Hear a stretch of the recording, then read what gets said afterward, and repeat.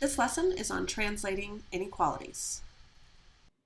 The last thing that we need to make sure that we do is know how to translate from words to an inequality.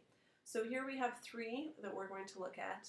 And what we're going to do is we're going to try to make a mathematical expression or a mathematical inequality that relates the two values that were given in the question. So here first we're talking about the gas mileage for a Honda Civic.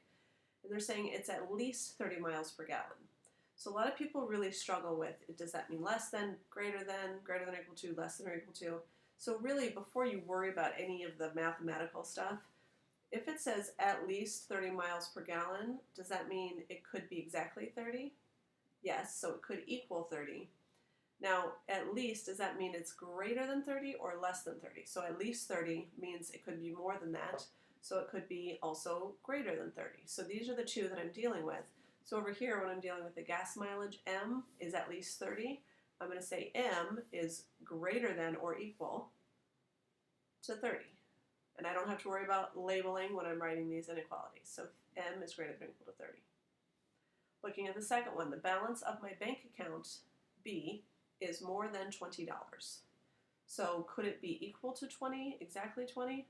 No, because it says more than 20. So there's no equal to. There's just a greater than 20. So here it's going to be B is greater than 20. This last one is a little bit more complicated because we actually have two things going on. So a Category 4 hurricane has sustained winds, W, so they're telling us to use W, of at least 131. I'm going to come back to this one in a second. So if I looked just at the first one, I would say W is greater than or equal to 131. So we already talked about why at least would be greater than or equal to. And now let's look at no more than 155. So my first one is W is greater than or equal to 131. But we can also say that W is no more than 155. So it could be exactly 155 or it could be less than that. So that's a less than or equal to. Now, mathematically, we don't like to write two inequalities for the same variable if we don't have to. If we can write it all together, that's even better. So let's look at this first one. W is greater than or equal to 131. Because it's the smaller of the two, what I'm going to do is I'm going to switch the order. I'm going to put 131 here first, and I'm going to put W second. Now here, notice that the mouth is open to the W.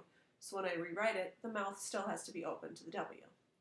Now, the advantage of this is now I have 131 is less than or equal to W, and I have W is less than or equal to 155, well, these W's are the same thing. So I'm going to write this as 131 is less than or equal to W is less than or equal to 155. So this is my answer, my final answer.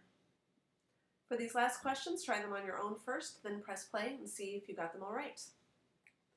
My first one, the cost C to have dinner at Jack's Cafe is at most 25. So at most means it can be more than 25, but it could be exactly 25. So C is less than or equal to 25.